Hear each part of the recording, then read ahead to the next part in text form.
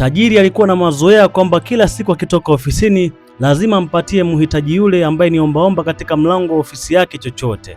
Basi bana, siku moja mvua ikiwa inanyesha, maskini yule akiwa analoa pale nje, tajiri akiwa anaondoka na gari yake, ghafla akashangaa ombaomba anasogea katika gari akiwa ameshika kitu hivi. Akasema, bosi, samahani, nimekupatia zawadi kidogo hapa. Bosi akapokea, lakini akajiuliza, inawezekanaje mtu mhitaji hivi akanipatia zawadi? Lakini akapokea hivyo hivyo, akawasha gari akaondoka.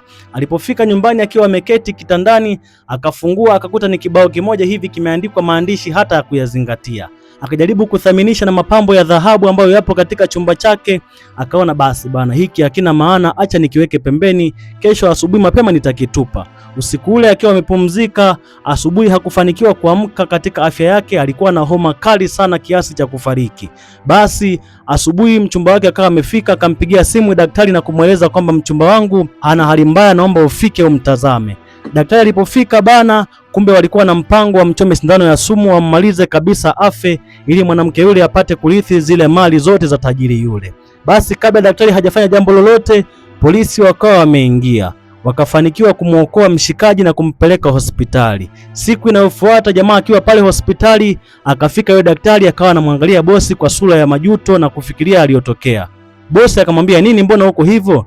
Daktari akasema, hapana, ni kwamba tukio lililotokea jana usiku nililipwa na mchumba wako ili nipate kukuchomba sindano ya sumu uweze kufariki. Lakini kabla sijafanya hivyo, nikatazama pembeni yangu kulikuwa na kibao kimoja kimeandikwa, vipi kama ingekuwa ni wewe. Nikafikiria familia yangu, nikajifikiria kama hali hii ningekuwa nayo mimi, nimelala kitandani na nimesalitiwa na mtu wa muhimu sana.